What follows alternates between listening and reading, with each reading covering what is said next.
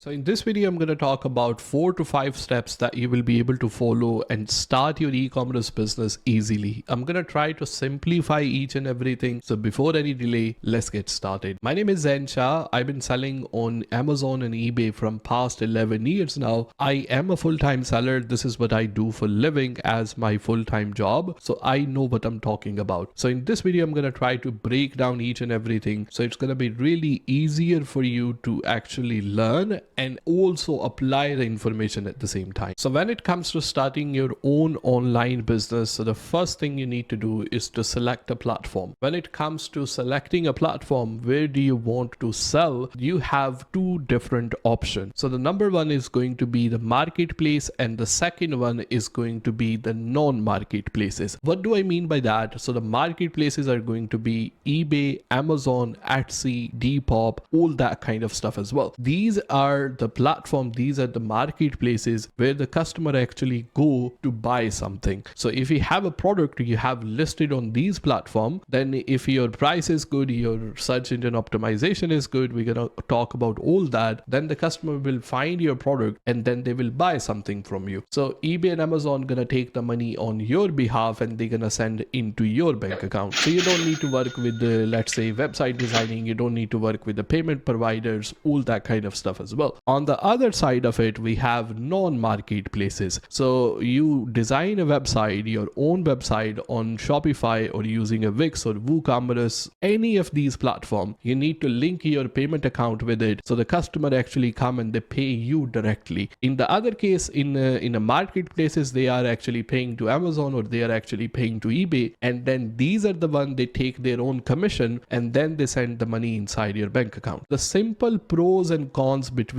selling on a marketplace or non-marketplace is if you are selling on a non-marketplace, let's say you design a website on your Shopify store, you are the one who is going to be responsible to find the customer and bring it to your website. So you're gonna have to run like a paid ads or you're gonna have to do your organic TikTok types of marketing. But when it comes to doing like selling on a marketplace, then as long as your item is a decent price and then you have done all the optimization, there are the customer already on these marketplaces who come and they try to find a different item. So these are the types of pros and cons, but obviously it comes with different cons as well. So for example, if you're somebody who want to have a control over your what types of return you're gonna accept at the end of the day, you're gonna have build a direct relationship with the customer. By selling on eBay and Amazon, you are not their provider, they are not your customers, they are customer for eBay and Amazon. So you don't have the email list for them, you don't have like phone number for them, so you can't really approach and try to do different types of marketing and try to sell them many different items. So these are the pros and cons that you will have to understand. At the end of the day, I recommend if you are a new seller, try to stick with marketplaces. So for example, start with eBay, Amazon, and then you can scale your business and take it to the next level where you make a brand out of your store and try to sell each and everything on your own website, which you can design using Shopify or Wix and all that kind of stuff as well. So these are things you need to keep in mind. The second thing that you need to keep in mind, whenever you start online business in any country, you need to register your business properly. So there are two ways of registering your business properly. Number one is going to be sole trader. Sole trader is just one man army. You are the one who is doing each and everything. The second one, if you really need to scale your business and take it to the next level, especially when it comes to selling on Amazon, I always recommend start by registering a limited company. The benefit of having a limited company that you are taking off all the liabilities from yourself. So limited companies are normally considered as a separate entity. And at some point, once you are selling on eBay and Amazon, they will actually ask you to register your business properly. That's the reason a lot of accounts, they get banned at the end of the day as well. So the way you can register your limited company is by using Osome. Osome is completely free. They can actually help you with company registration. They can do all the paperwork, all the supportive like documents, all that kind of stuff. And they can also set up the business banking for you as well. And they only gonna charge you £12. But if you go onto the company house website and try to register the company by yourself, you're gonna have to do all the paperwork. You're gonna have to worry about all the legal issues and you still have to pay them £12. So Osome actually do this for free. I'm gonna put the link for them inside the description. Along with that, they can take care of your bookkeeping and your accounting and tax return, all that kind of stuff as well. So once your company is actually registered, then the next thing you need to do is to open an account on your eBay or Amazon. Now a lot of people say, well, why can't I open an account everywhere and try to sell on eBay, Amazon and Shopify? Trust me, I've been in this business from past 11 years, and once you try to be everywhere, you end up being nowhere. So start with one platform, ideally the platform which is easier for you to understand. But I will recommend have your eBay account and Amazon account, because Amazon take a little bit time to actually set up an account. Once you go and sign up for the account, then they're gonna need to have an interview with you where you're gonna need to show the documents, all that kind of stuff, and then the account will get approved at the end of the day. So in the meantime, once you have your eBay account, it get instantly registered at the same time, so you can actually start listing on these types of items. So the first thing, try to understand what platform you want to sell on. As I said, marketplaces and non-marketplaces. The second thing, you need to register a business, open an account and get started with it. The third thing, when it comes to the product research, working with the different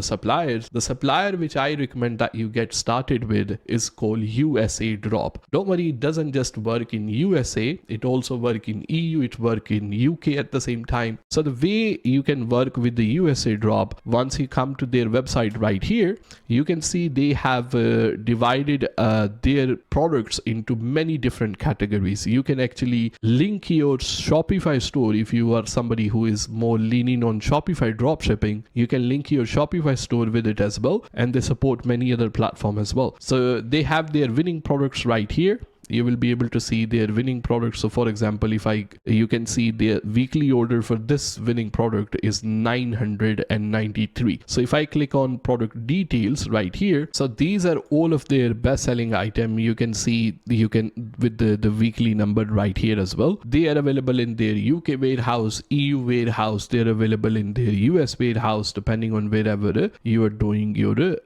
wherever you're running your business at the end of the day. So inside then they have like a summer items as well, the items which will work really well for the summer. So they are the one right here. This fan, if I click on UK, then this one, the selling price, they recommend sell it for around $70, but the price that they're gonna give it to you is gonna be $20 for this fan right here. And these products are available into many different countries at the same time. Also, they have many different tutorials and many like inside the wallet you can add the money. So if you need to, like, let's say add money by using a PayPal, a credit or debit card, then once they need to process the order, whenever you get the order, they can process the order on your behalf. Along with that, they can obviously help you sourcing with different items as well, but they have many different products inside their catalog. So I'm gonna put the link for them inside the description. Now you have the products, and now you are listing some products inside your store. Now a lot of people ask me, Zen, is it something that I will stick with a drop shipping, or shall I go into a private label business model, or shall I go into a wholesale business model? To be honest with you, all of these business models are going to have their pros and cons at the end of the day. So let's say I started my business by doing retail arbitrage. So I used to go to the local shop, for example, Poundland, Asda, Tesco's, those kind of stuff, pick up the stuff from there. Obviously this way the pro is you're not spending any money up front. So I used to list the item online. When I used to get the order, go to the local shop, pick the order from the item from there, pack and ship it to the customer. But over the period of time, obviously you're gonna realize, like, you are running back and forth to the store all the time as well. So this is not normally a sustainable business model which you can scale it to a certain level. Obviously you can make decent money out of it. Then the next steps comes for you is a drop shipping. Then over the period of time, you're gonna realize, okay, with the drop shipping, I'm very limited to what my supplier have at the end of the day. I seen some people, honestly, like, you can make more than decent money by just sticking to the drop shipping. I'm not saying drop shipping is